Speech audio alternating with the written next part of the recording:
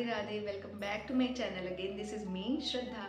तो मेरे पास काफ़ी दिनों से कमेंट आ रहा है कि अगर किसी को तुलसी माला धारण करनी है तो क्या उसे प्याज लहसुन खाना छोड़ना पड़ेगा। तो देखिए, छोड़ना तो पड़ेगा, लेकिन मैं बताती हूँ कैसे। तो आपने अगर तुलसी माला नहीं धारण करी है और आप धारण करने का सोच रहे हैं तो आप बिल्कुल ही पहन लीजिए। मैं तो बोलूँगी कि आज से ही पहन लीजिए। और तुलसी माला पहनने के बाद आपको सबसे पहला काम तो ये करना है, जो कच्चा प्याज लहसुन होता है उसको खाना छोड़ना है, उसको बंद ही करना है। जैसे आज आपने पहनी और आप, ऐसा तो होगा नहीं कि कल से आपने छोड़ दिया, लेकिन कल से आपको छोड़ना क्या है, कच्चा प्याज लहसुन छोड़ना है, पका हुआ नहीं, क्योंकि वो धीरे धीरे छूट जाएगा आपका।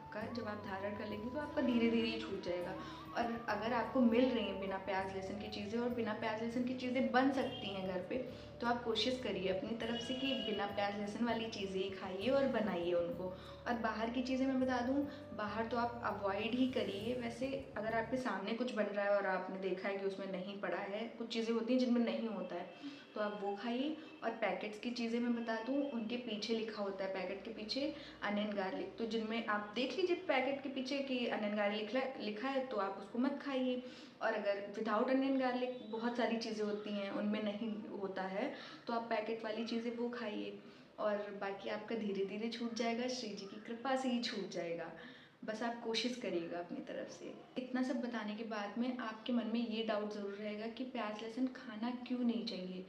तो महाराज जी ये बोलते हैं कि जो प्याज लहसुन होता है वो तामसिक होता है। अगर आप भजन मार्ग में हैं, आप भगवान जी की आराधना कर रहे हैं, ठीक है, पूजा पाठ कर रहे हैं, तो आपके भजन मार्ग में वो प्याज लहसुन बाधा उत्पन्न करता है।